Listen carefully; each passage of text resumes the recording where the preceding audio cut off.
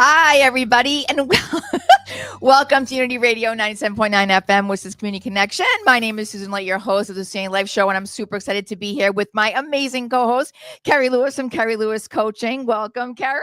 I'm so excited.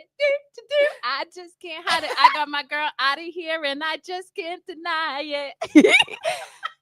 This is what life is about, right? It's about embracing true love and hope and joy and peace and being joy within, right? And so we have somebody amazing on here from Pleasant Street Neighborhood Network Center. Woo! Her name is Adriana Ojeda-Joslyn. Did I say your name? Okay. Yes. And she's going to talk about her story, right? Because stories are amazing. Kerri has a story. I have a story. Oscar has a story. Oscar's going to come on. He doesn't know that yet, but he's got to come on because he's got to tell a story. We got a producer over here. No one knows what the story is, right? So we're so excited to be here. I hope everybody's doing good today. And let's get started. So welcome. Thank you for having me.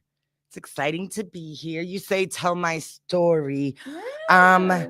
And that's such a funny thing. I'm like, where does that even I know. begin? It's such an involving. Well, I'm happy to say I'm not one to shy from my age. I'm 46 years old. I'm grateful to be 46 years old. I know people who didn't make it to 46 years old. Yeah. Born and raised here in the city of Worcester. Yeah. To a very large family, 7 brothers and sisters, mom and dad, one house. Interesting life growing up with mom and a dad, Puerto Rican and Dominican, and 7 kids. Oh, I love the Dominican Republic. When I went to Punta Cana, oh my God, I didn't want to come home. I was like, why am I not living here? Why don't I open a massage clinic here? This is where I want to be. But I'm sure my mother regrets it every winter. But absolutely. So, 7 kids here in the city. My parents, I think, did a really good job, I think, with what they had at the time. Right. And I say that because they ended up having a kid, this one, who at a certain age started having these episodes where I couldn't breathe. And my heart was palpitating and I could feel it in How old were you then? 14. Wow. Okay. And I felt faint. I could feel palpitations in my stomach, my throat. You could see it in my wrists. Yeah. And I remember my siblings, everyone's freaking out. There was no Google or no one could look anything up. And I remember it being a really wild time. So of course they do what a lot of parents do. They bring you to the doctors. And I got all these stress tests done and they monitored my heart. And, I was like, wow, maybe something's really wrong. And then it's clean bill of health. And I remember very vividly the pediatrician said, maybe she needs someone to talk to. Oh. And again, if, to know about my culture, Puerto Rican, Dominican, their belief systems is you could pray away that sadness and those heart palpitations and pray it away. Right. Yeah. Pray You could pray it away. You could just be stronger. You could sleep better and eat more vegetables. I think I heard that one before. I just don't eat well. And so now, was that from your family or was that from absolutely okay, cool. Absolutely. And then also coming from a family of 7 brothers and sisters, I'm one of 6. I imagine it was hard to kind of feel seen sometimes because there's so much chaos going on in the household at all times.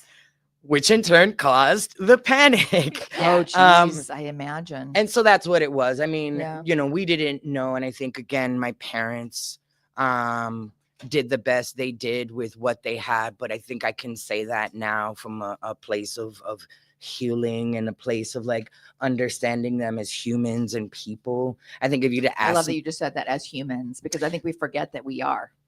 Yeah. Sometimes, and we are. Especially when we're looking at our parents. Yeah. Because they should be infallible and they should be perfect and they should get it right and know all the answers. And I think if you'd asked me that question, maybe 10 years ago, I'd have been still very angry. Why didn't they know? Why couldn't they have got it right? Yeah. I was sick and why didn't they do what they needed to do? But they did. They did the best they could with what they had at the time. Yeah. So that's a journey to come to that realization. And I'm curious, so you navigated this anxiety and this panic for probably many years. How did you get to a place where you were able to reconcile with yourself and your parents that we all do the best we can with the information we have?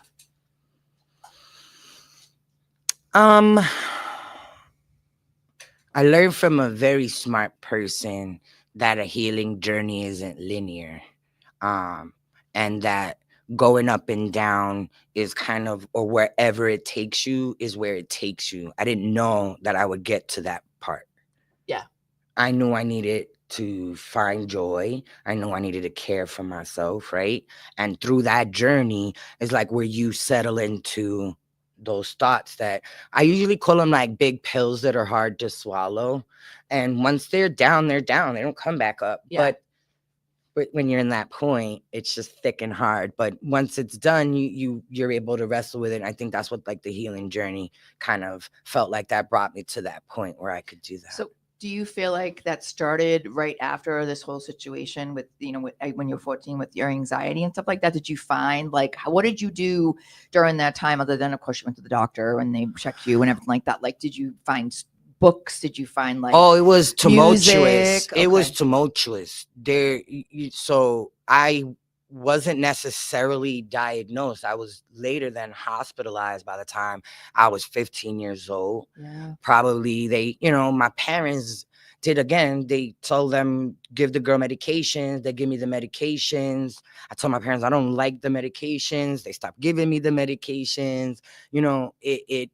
But there were things at home that were the cause of why I even need, like, the whole anxiety didn't come out of the sky. I got it. But if you're not treating that and you're just giving yeah. medication, it's not going to fix Yeah. anything. Yeah. So myself not knowing it, but to your point, I think I've always searched for joy and healing, and that meant running away. And that meant going and getting a job, working my butt off, putting one foot in front of the other. I tell you, my mom, I for a long time I was upset. But the best thing she taught me was, she didn't even know she was teaching me how to handle my anxiety by saying, it's fine if you're crying, but wash your face and then get to work. When you're done crying, wash your face and get to work. Well, something that comes to mind is the three of us are parents. We're moms. And, I think that I really was able to fundamentally understand my parents did the best they could, because I know I was doing the best I could, and I felt like I was messing my kids up all day long. But it was that love for, okay, I really am passionate about doing it differently so my kids experience it differently. And I think having known Adi for lots of years, over 20, that's something that you've given your children, is always being curious and looking at ways to do it differently so that they can have a different experience than what you had. So what is your children a motivating factor, and how do you see it influencing your journey from really being crippled in some sense by panic at times to now running? She's incredible. She runs an amazing nonprofit organization, and has always worked in the public sector where she's supporting other people. That's a great question. I think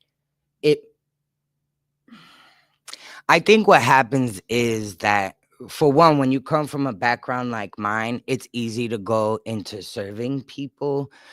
Absolutely, right? That just feels like your calling, right? But when it comes to my kids, that's an interesting question. I think I sat with that just for a moment, because for a long time, yes, my kids were my motivating factor.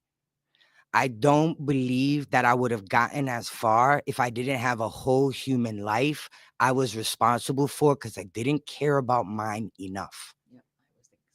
I didn't. But I got older and realized and started even to see, when my kids began to struggle, maybe because I had a lens that my parents didn't, I got to see that there is a direct correlation of being an anxious mom, a nervous mom, an introverted mom, and what that looks like to raise kids. But something happened. I always was in pursuit of being the better parent. And I remembered the advice that I gave to others, teen moms about, we have to, in the airplane, parents are told to put the mask on themselves first before you put it on your kid. You think it's your first instinct to do that. But if you don't save yourself, you can't save them well.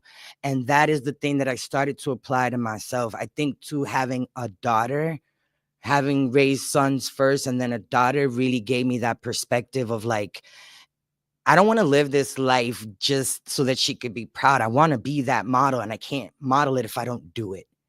And I think that's what got me to where I am today, to have experienced, imposter syndrome, because I dropped out of high school and look at me, I'm going to go be an educator. But I did that. You did. And I taught thousands of parents, and I'm very proud of that work, because you think the negative things you think impact that behavior, and then the outcome is you don't get what you want. Right. So we have to do that, and that's what brought me here. That's how I'm here.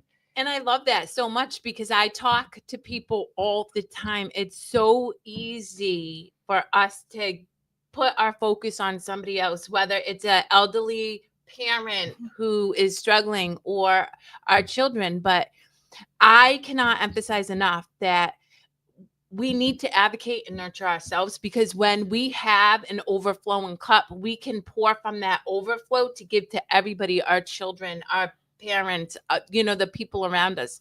But when we're so focused on raising a family, doing it right, we lose sight of being present and joyful is the best medicine you can give anybody at any time ever. And that's the power of loving yourself and taking care of yourself, because you're joy-filled. Absolutely. It definitely is. It definitely is. Yes. So you brought up a little bit ago about running. That was me too. That's why I was like, wow. And it's funny. I'm learning so many things lately, even more than I thought I already knew, that I was like always running towards something and away from something all the time. And now that I've let go of like certain people that I don't want anymore in my life. I don't drink anymore. I've completely quit drinking alcohol. I haven't drank it since December. All these things that I'm doing for my physical body are manifesting now on the inside and the outside of me, never realizing that I was a runner my entire life, really, even as a kid. And when you brought up the whole thing with like my mother, I was in a wheelchair and everything. And so it was the same thing for me. Like I was always making sure that everyone was okay. Everyone's okay. It doesn't matter about me. Like I got to make sure and then when I opened the clinic, I was the same way. As long as I help one people heal, I've done something. But I have to heal myself first. And I think that's the hardest part about this journey sometimes, is that when you realize that, you realize how much you gave away of yourself. Mm-hmm. So I'm curious, because what you do now is amazing, because you're giving back to so many beautiful people. And we'll talk about that in a second. But yeah. So I do want to touch upon, because we've all done this work. I know for me, how has that journey to self-love and setting boundaries been for you, given the fact that, my family is of Spanish descent too. My sister married into a Spanish culture, which is beautiful, but oftentimes there is that narrative that you give away. So we are going to go on a quick break. So think about that when we go on our break. So guys, this is Unity Radio 97.9 FM with Community Connection. And I'm Susan Ouellette, your host. I'm here with my co-host, Kerri Lewis, and our guest, Adriana. What do you call her? Addie? Addie. I call her Addie. What do you want us to call you? Yeah. We'll come back and talk about it. We'll come back and she'll answer that question that Kerri just asked her. Be back, guys.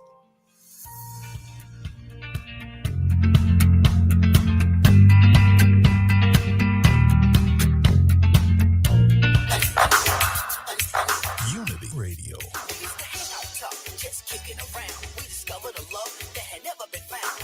Worcester, we got you. Hi, this is Susan T. Ouellette, host of the SuSanity Life and owner of SuSanity Wellness Spa. Join us each and every Tuesday at 4 o'clock and daily at 10 a.m. as we open up our body, mind, and soul to rise above the ashes. Only on Unity Radio 97.9 FM, Worcester's Community Connection.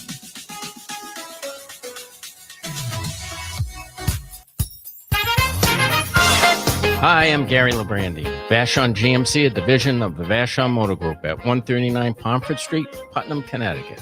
Minutes from the Worcester area is your home for your next GMC truck or SUV. Right now, 2025 GMC Sierra Elevation Edition, only $52,988 or 0.9% financing for 36 months. For more information, 860-928-6572 for the incentives and details. Hi, I'm Gary Labrandi from Vashon GMC, a division of the Vashon Motor Group at 139 Pomfret Street, Putnam, Connecticut. Minutes from the Worcester area is your home for your next GMC truck or SUV. And remember, there's no pressure in Putnam.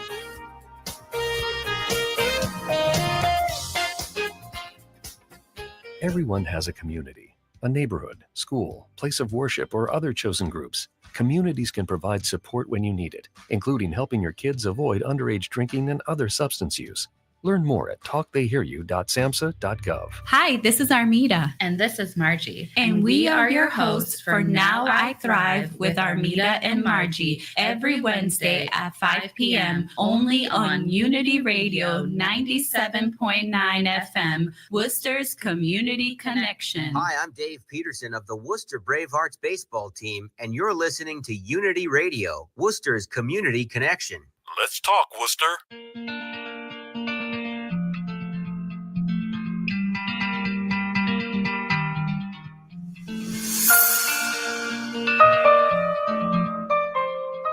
Hey guys, welcome back to 97.9 FM, which is Community Connection. My name is SuSanity, your host. I'm with my co-host Kerri, Lewis, and Adriana from Pleasant Street Neighborhood Network Center. And Kerri just asked her this question that, do you remember what you said? Yeah. So how was it implementing boundaries for self-care in within your family, which culturally, just because that's how community has been, that may feel like a rejection or like you're breaking some type of cultural norm. Hard and lonely. You both went, I feel It's that. hard and lonely. Yeah. It's okay. It's okay. Because then it gives you and opens up space and time for the things that bring you joy. The healing journey isn't like, a checkbox and I'm done. Right? Like I'm still figuring it out day to day. And in the meanwhile, I just happen to be a creative that if I'm not yet making a bunch of friends, that I would like to make more friends, for instance, right? Because you put boundaries up with people and then you lose them. So sometimes you have to. That's okay, right? And so I fill my time with taking, learning something new, playing with art. I love to play with art. So that's what I do. So I think that's how you do it. I think there is no sugarcoating it, because that is part of the journey of learning. It is hard, and that's the parts that's hard. But it allows me to almost like intentionally recognize my joy. That is so good. I love that so much, because you are speaking facts. The reality is, guys, when we grow and expand, we shed what we've known in order to experience new, more joyful, expansive things. But it is a lonely and hard journey, because it is you figuring out yourself and what serves you outside of these conditions, habits, and beliefs. That's the lonely part, because you're learning yourself. And it feels uncomfortable when you're challenging what you've known, because that's what you know. So it feels weird to be like, okay, for me, like, I have to go to work 9 to 5 to make a paycheck, to go into my own business, to make my own hours. Even that, you're challenging what you know. So it's this discomfort. But the fact that you recognize that there's moments of joy in every single minute of the day when you look for them, it makes it more palatable. It makes it more achievable to keep going through that journey of growing and learning yourself while you're in the messy middle of unknown. Yes. Yeah. Yeah. So, and you're a mom of 3 children, I am. and some of them struggle with special needs. Some of them. Yes. So that must be a little bit of a challenge for you too. Yeah. It is. It is a challenge. It's a joy. It's a struggle, and it's interesting. They. I don't think it's any different though for any parent raising 3 different children. Yeah. They just different. So their needs are different. Mhm. So their needs are different. I My children are 6 years apart, and I think that's kind of important to note. So my oldest is 27. Mm. My middle child is 20. My youngest is 14. Yeah. See? So I had a lot of time. And I think I didn't realize I was neurospicy as a child, love that you right? said that. Neurospicy is a term I think does like to cover me because again, I think that certain diagnoses are helpful for the medical people, but not necessarily healthy for me. I need to describe it in a way that makes me feel good Mhm. because saying anxiety or general anxiety disorder, that doesn't feel good. And it doesn't make me feel like I have a superpower. But saying I'm neurospicy, like, that's me. That makes a lot more sense. And I've learned who I am through my children. I've learned to accept my parents through my children. Their struggles are real and hard. So I'm always learning every day about those boundaries because you don't know you need them until kind of something comes up with your own making, your own kids, Mhm. And so at some point, it maybe a boundary has to get put up. Maybe at some point things will change for different kids. But it's been an interesting journey and I'm still learning and growing with them. But they've been my best teachers. I love that. Yeah. So tell us a little bit more about how you got involved with the Pleasant Street Neighborhood Network Center. Like, how did that? I know that you said that you manifest. We talked about this on the phone. I said 20 years ago you manifested this, and look what's happening. So excited. 20 years ago, I did not know what the word manifest even meant. Yeah. But I was working in a center, and essentially I was handing out fish, and I wanted to teach people how to fish so bad. And the opportunity came, and I was ready.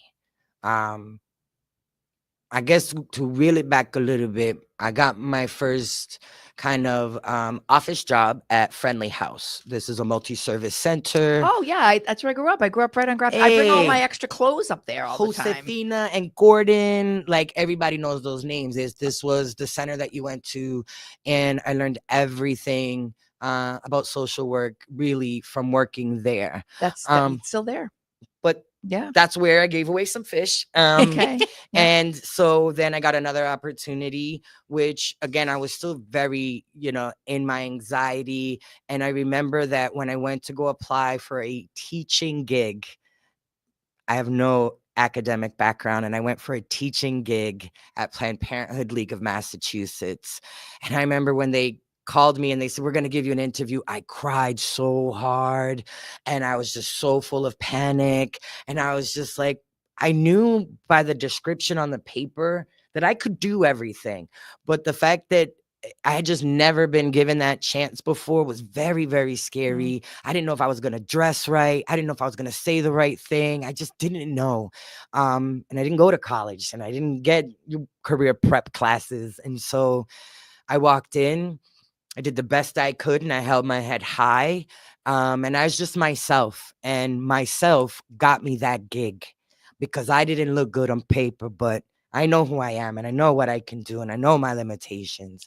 And those people gave me the most amazing opportunities, and I took every inch of it and brought it into what the work I do today. So, I love that. And I want to highlight for the listening audience because I always want people to take away key points. You took advantage of opportunities that presented themselves to you. And I think so often it's easy for us, it's our natural inclination to say no when it feels uncomfortable. And yet, despite you struggling with self-image, despite you struggling with panic and anxiety, you said, this may feel really, really hard, but I'm going to put myself out there anyway. And then secondly, you showed up as yourself. You showed up as Adi, who comes from this background, and I'm going to be me. And that is your superpower, is that you take ownership of who you are, and you display it to the world. So that's beautiful. Thank you. Yeah, that is definitely beautiful. So Yeah. tell us a little more then what you do at Pleasant Street neighborhood. Yeah. Center. So got the opportunity to interview for the Pleasant Street Neighborhood Network Center. And as I was I preparing, love how your face, did you see the glow in her? Lights up. Yeah. Like you have this like beautiful glow in you when you talk about it. I'm talking about my work. Yeah, you the smile on you comes out. Oh, it's just beautiful. Well, thank you. You're welcome. Pleasant Street, when I was preparing for that interview, was when I realized I had actually manifested this at Friendly House. When I was at Friendly House, they could only allow me to do so much. I had to stay inside my social service bubble, and I just wanted to give more. And I remember sitting at that desk, and the thought didn't even cross my mind until I'm about to be interviewing for an executive director position for a nonprofit. And I had said at Friendly House, wow, if I had my own nonprofit, I would do X, Y, and Z. And it wasn't until I was going for the interview, I'm like, wait, did I do that? And then all I needed to do was get in the room. I've never really looked good on paper. And I understand that, meaning, I don't have an academic background. I don't have letters next to my name and things like this. But you only need to see the proof is in the pudding, as they say, right? Give me a chance and I will show you. If I say I can do it, it will be done. They gave me this job, and it has been, again, I'm still on my learning journey and growing journey. And this job has allowed me to use the tools that I've been learning: boundaries, saying no, having confidence in your decision making. All of those things are super important for me to be able to be successful at this job. And so that's, how much I didn't realize manifesting was real, but it just popped in my head that that's what I did, because everything I had been doing unconsciously was working me to be where I am today through all these different experiences and opportunities.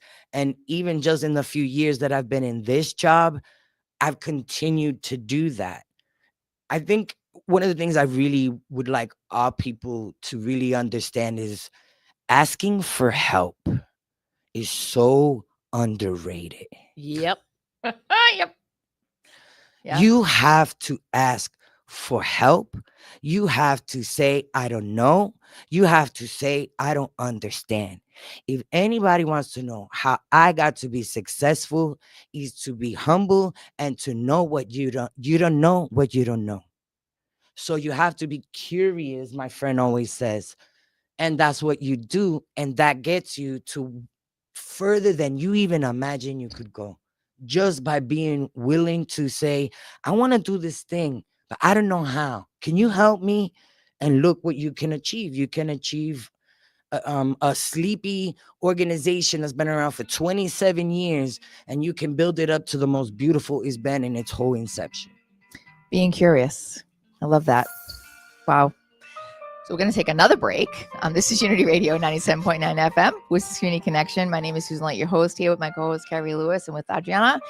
And we'll be right back.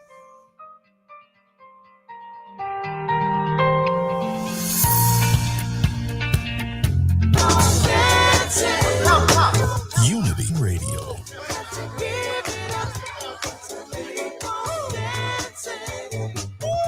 Worcester, we got you.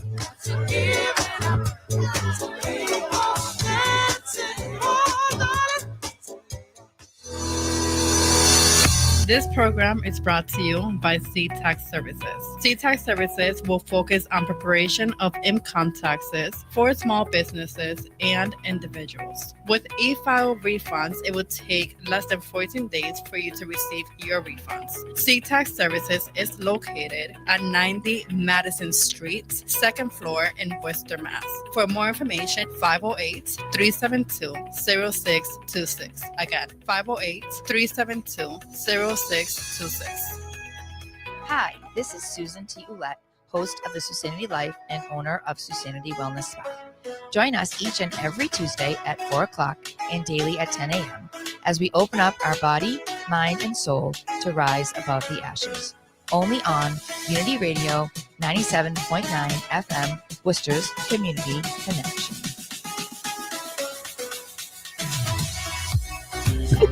How's business? Good. Are you up to speed with the new beneficial ownership reporting requirements? Sort of. What's it about?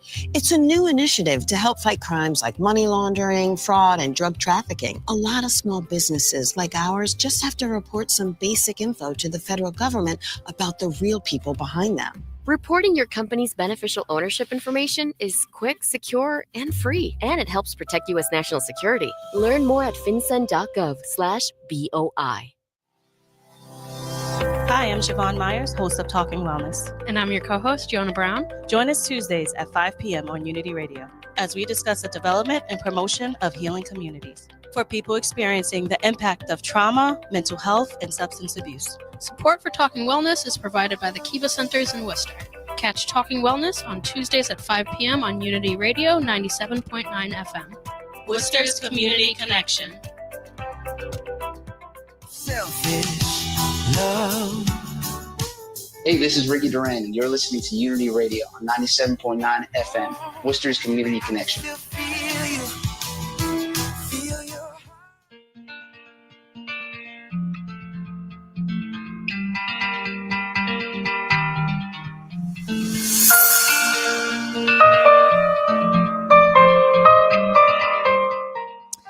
So welcome back to 97.9 FM, which is Community Connection. Again, my name is Susan Ouellette, your host of the SuSanity Life Show and the owner of SuSanity in Sturbridge, Massachusetts, the health and wellness clinic. Shout out to my place.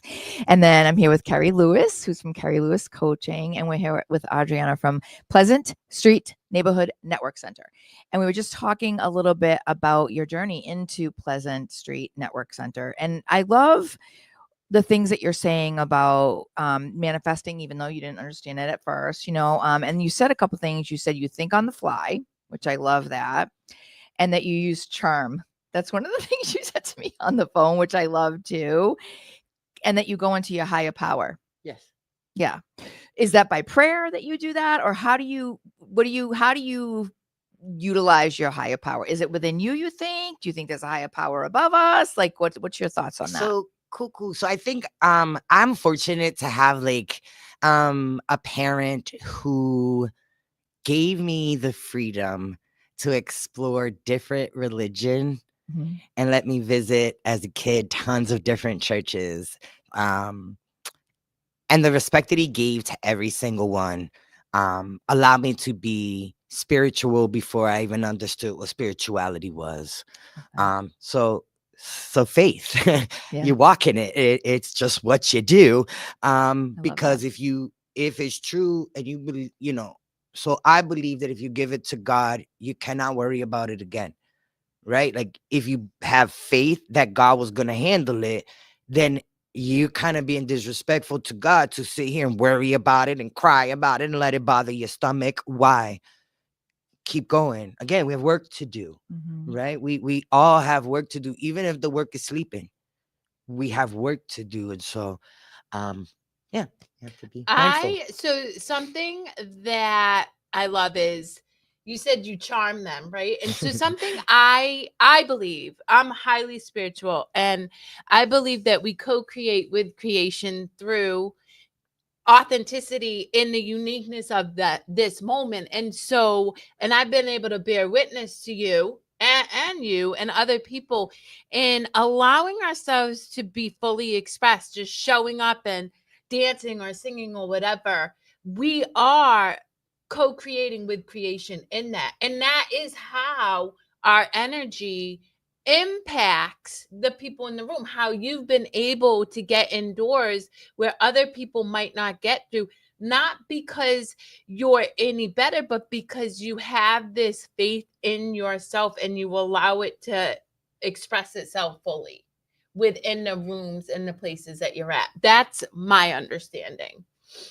I think I struggled a little bit with seeing myself as a confident person, but I liked being charming. I think, again, my neurospiciness, I know now it's masking, right? But I used to describe it as I'm an actress. So when I'm at home, I act like a mom or a wife. When I'm at work, I act like. When I'm sister, act like. Realize now that's masking. You just behave in the certain ways that you're supposed to. But charm feels like me. Yeah.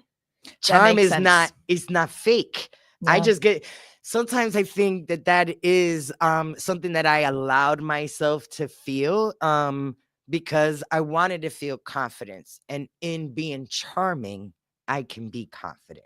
So good. Yeah. Yeah. I think yeah, definitely we all wear masks at different times, Yeah. right? And then we forget, like, when we don't have the mask on, that it's okay to just be yourself. Yeah.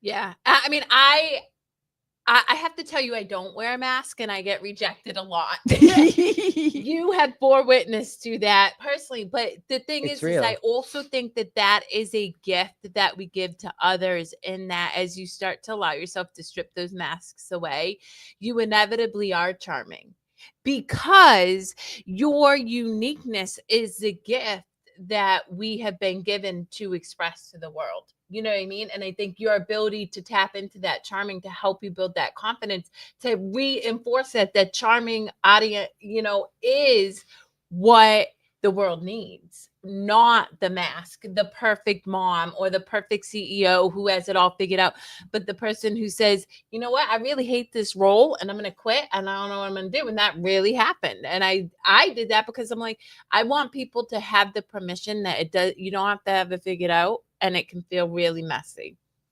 Yeah, I don't think people realize even that they're wearing a mask a lot. Yeah, they don't.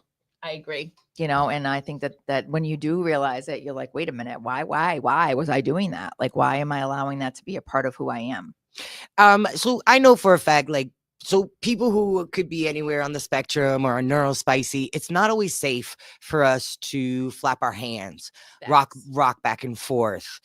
In my culture, eye contact was demanded. I assume I have good eye contact because I was forced to have it. I eat the foods I eat because I was forced to eat those foods, right? So we behave, we folks who are on the spectrum or are neurospicy in any way, we recognize really young people don't like our outbursts of sound. If you have ADHD, sometimes they outbursts in sounds, or we mimic. Sometimes you'll say something that I really like and I'll just say it again, and I might get rejected for doing that. Why are you being weird? So we mask. So we don't do those behaviors because, that's not socially acceptable. Only you don't know. We have this language now, which I think is so special, and why I think I've been able to be so helpful to my daughter is because now we can talk about it. We know what it is. Yeah. But when I was young, it was survival. That I put all those masks on. But to Kerri's point, I never looked them as negatives. They were all a part of what made me relatable. And if I'm relatable, I could be more helpful. And I've always wanted to do that. Yeah, I didn't get diagnosed with ADHD till 2003 after I had Timothy. And that's when they put me on. I was telling you guys those meds, and then they put me on the Adderall and all this stuff. And then, it was definitely interesting, but it's funny because you are a different person at times, right? Because you do that. Like, I repeat myself over and over again, and then I go, oh crap. And then after I had the brain injury and everything, the severe hematoma, that even got worse at that point because I didn't know even more what I didn't know, right? And I still definitely struggle with that once in a while, but I'm better than I was, and then I'm not going to say who, but one of my children actually struggled. Two of my children actually struggle with that. One of them that never went on anything. And he struggled his whole entire childhood and in school and everything because he didn't want to. He wanted to take care of his own whatever. And then one that did for a little while, you know what I mean? And it changed him just like it changed me for a while, but I needed it.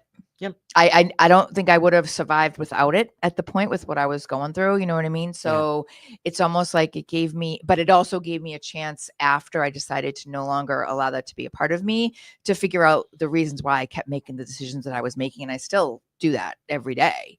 You know, like at the house, you know, I'll be cleaning or something. I have like 5 different cleaning things going on. One in my bedroom, one in the living room, one in the kitchen. I've got the laundry. Then I go upstairs and do Jacob's room. That took me 3 hours. And I've already started my room, because that's how my focus and stuff like that, you know? Yeah. So even at my job, with at SuSanity and stuff, I forget, like I have to have lists all over the place. I have a later folder and stuff. So anyways, back to that. So how do you handle that at your job?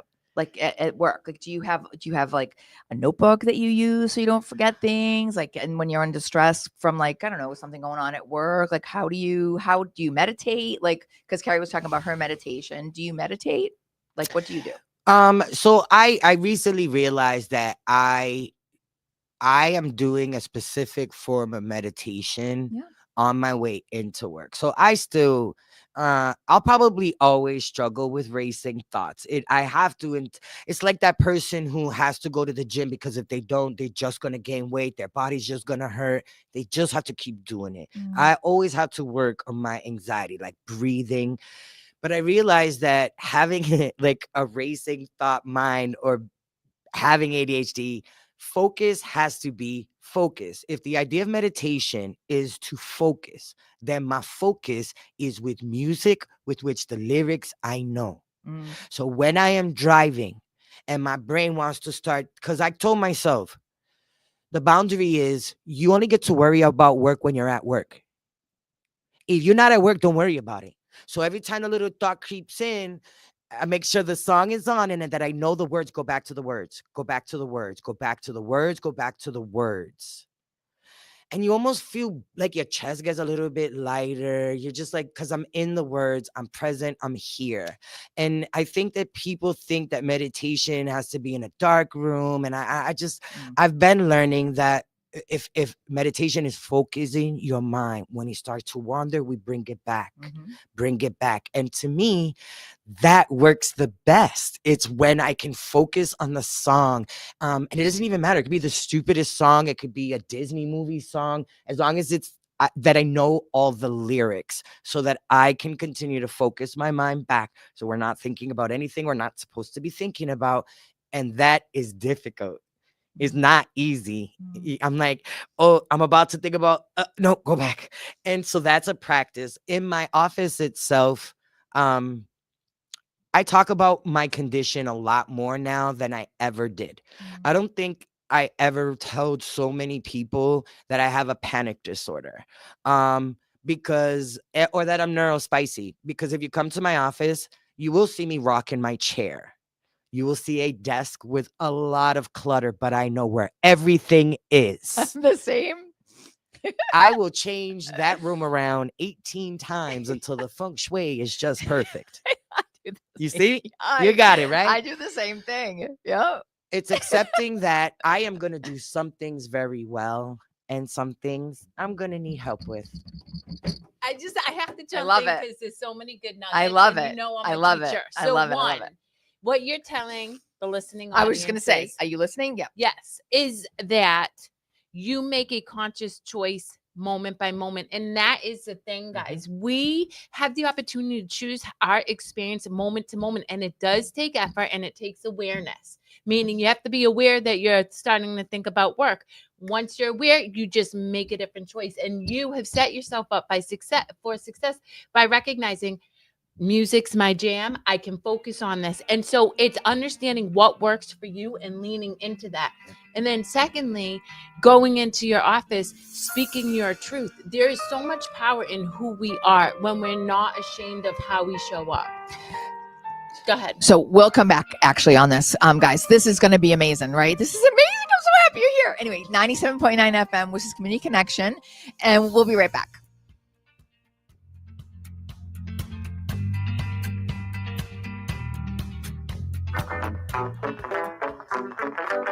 Unity Radio. Worcester, we've got you.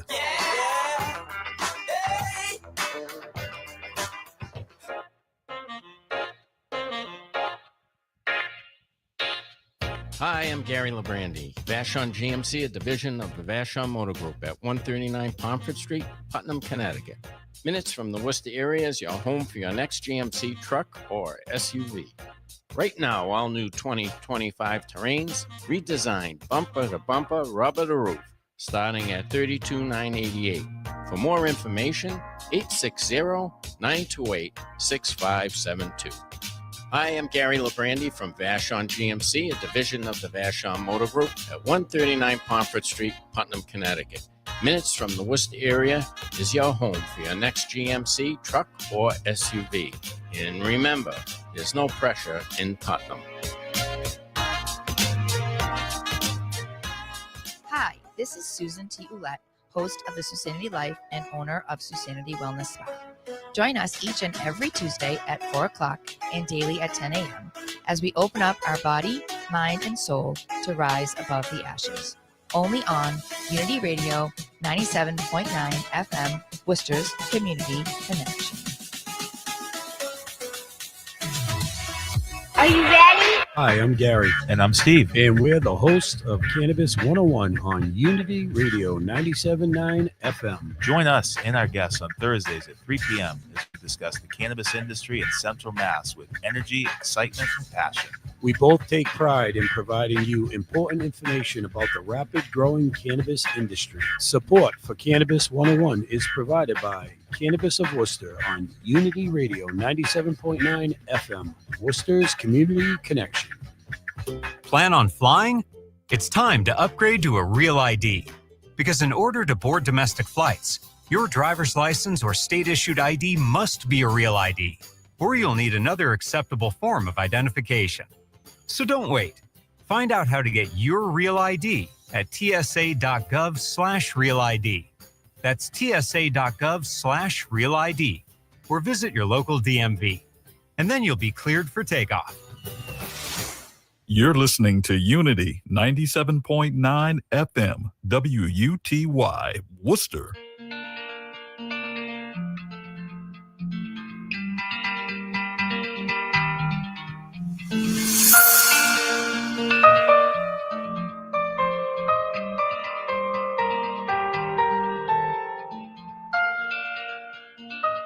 So this is our last segment. I can't believe how fast it goes by, right, guys? This is awesome. And all these little nuggets that we're getting from Adriana and from Kerri and from myself. And, you know, you never know who's going through what, right? You never know who might have had the same experience or similar experience as Adriana, as me, as Kerri. And so we're here as a community on Unity Radio to give you guys a little bit of, again, hope, joy, but most importantly, love, but not the love that you see on the outside, the love that you see on the inside. That's what's important, right? And Adriana explained to you how she found that love inside of her. Kerri's explained to you how she's found it, and I've explained to you how I found it. And so one of the things that she does to fulfill that love inside of her is at the Pleasant Street Neighborhood Network Center. Woo! And we're going to talk a little bit about that now. So tell our viewers, yes, how long you've been there. How long you've been there? I started in December of 2022. Okay, yeah. And what you've done there to create your sense of, I don't know, the feeling inside that gives you that glow. Gives me that glow. So I started in December of 2022. So Pleasant Street Neighborhood Network Center's mission is to be an agent for positive and collective change in the Pleasant and Piedmont area and beyond. We do that work through youth development, community organizing, and community connection. When I got this job, although the organization had been established, or at least has been a nonprofit since 2008, there had been very little movement inside the center. Originally, the center was supposed to be a brick and mortar space for community members to come together to surface issues and work together to solve them. Unfortunately, leadership changed, funding changed, and everybody took a hit at after the pandemic. Yeah. But leadership was able to find enough funds to start an executive director, hire, search. I walked in and charmed everybody in that interview room because I said that morning, that job is mine. I don't care who's interviewing before me. I don't care who's interviewing after me. That job is mine because one, I know that neighborhood. My family has owned property there since 1980. My family have been community people into sports, into education. It's what we do. It's our thing. And so when I got this opportunity, I recognized it was really building an organization from the ground up. When I got there was no heat.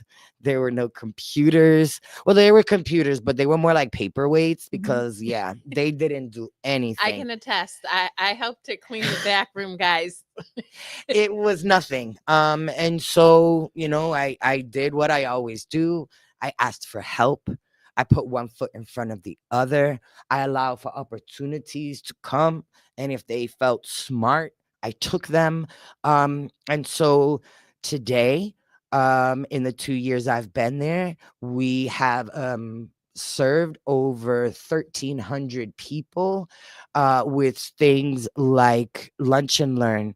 So we have sessions where people come in and maybe they'll get a workshop from Kerri, or maybe they'll learn how to acrylic paint from me, right? Or we'll make jewelry. And then they get lunch and we break bread together. We also have programming for youth. We have a youth advisory council where youth come together to also surface priorities that are important for young people and to make sure that myself and my board are making programming and things to work towards that. We were recently awarded funds through Mass Development to do a full remodel. And again, we've been in this center since 1997, and there has been no upgrades until I was able to get us a remodel grant. And she looks beautiful. I can't wait to see it. If you can I gotta come get over to there. 301 Pleasant Street, 10 to 4, Monday through Friday, we are there, right next to the pickle barrel. That seems to be the easiest way to tell everybody. That's how I found it. Pickle barrel. Right next to the pickle Okay, barrel is the best way. But so now my center has a coffee station where all my guests can come and have a snack. You can come and charge a device. You can come and use a computer. Maybe you need to take a telehealth appointment in one of my privacy pods. Maybe you have a group of young people that need a space to meet. Come and talk to us. We want to be an agent for positive and collective change. And now, because of this beautiful opportunity with this remodel and the new technology that is in the space, I think we're going to be able to better be that agent for change. I love that. And it's so warm and welcoming. Beautiful. I've been there, and it's not just the physical appearance of the place. I walked in, and a gentleman who was there, I thought the doors was closed. He was so welcoming, super kind. As soon as I walked through the door, all the people who were there greeted me with a smile, looked me in the eyes, and it felt like a place that you could call home when you need a place to land, and maybe your home isn't the place you can be at that moment. So we're called a third place. That's what I like to call us. So there's home, there's work, or you can come and hang out with us. So it's safe. Absolutely. And more than just safe though, we live in a capitalist society, and you don't have to spend nothing, not a dime, to charge a device, to learn, to take a job interview in a room. Everything that we offer, we even have soccer on Saturday mornings at Elm Park Community School, free. Everything that we do is without an expectation of payment. I joke that we're like the library, but you can make a little noise. And that's and it is because of safety, but also inclusivity. So I found out that during our renovation process that there are almost no wheelchair accessible doors in our neighborhood. My business has that. Wow. Exactly. Right. Like a person who lives in a wheelchair can come and sit and be an equal level with everybody. They can use the restroom with everybody. That is the type of inclusivity that I really work to have, that literally you see yourself either represented in something like a button to open a door, or a changing table in a bathroom, or the bright, brilliant colors of the office, or the beautiful artwork represented. It really should feel like a third space. Do you That's beautiful. think that your neurospicy self, do you think that all of your experience up until this point has allowed you to have that lens of inclusivity? Because as soon as you said inclusivity, I immediately thought culture, race, creed. I didn't think about wheelchair. And so I'm just curious, how you've come about having that very all-encompassing lens that even I could have easily overlooked. I think because I recognize we're running short. Trauma is a crazy thing. Well, you'll just have to come back. I mean, that's Yeah. all there is to that. Trauma is a crazy thing. And I think trauma forces us to see through lenses we might not have seen through. Yeah. I think personally, Trauma, for sure. my trauma lens allow me to see pain in people, or see people who are lonely, or see people who are on the outskirts or the fringe of society and want to pull them in. I've just always been that person. And so to me, I always felt people only hear inclusivity as race or LGBTQ, and very, very rarely about disability or just different. So I really believe in it. And I hope when you come to my center, I hope that's what you feel. I hope you feel included. So we only have 1 minute left. So is there anything that you want to say to end the show? I know that we're going to put on our website where they can find you. You can tell people where they can find you. Or, I mean, is there volunteer opportunities and things like that there too? Absolutely. I would always tell people jump on the website. Those are the best ways to either connect with me, get involved, support. There are many volunteer opportunities, even as simple as, feeding the water in the plants in the office, or if you want to come and knock on some doors for a campaign. We do events. There's many different ways. I usually talk about the ways people can help in time, talent, or treasure. It's not always just about money, but we always need money because we're a nonprofit. But time and talent is just as important. So if you have that to share, we'd love to have it. Oh, well, thank you so much for being here. Thank you so much for having Kerri me. keeps doing this. Yeah. So guys, that's our show first day, right? It was pretty awesome. Thank you for sharing your story and for giving a little bit of insight. And Kerri, thank you for being here. You're the best. And she's going to be here next week too, because hers is just coming on. It's going to be so fun. But this is Unity Radio, 97.9 FM with Community Connection. My name is SuSanity, your host here. And we hope you guys have an awesome week. And Kerri, anything you want to say? Thank you all for joining. Thanks for having me. And you really, truly are an inspiration. I'm so honored to call you a friend, and thank you for everything you do in the community. Thank you.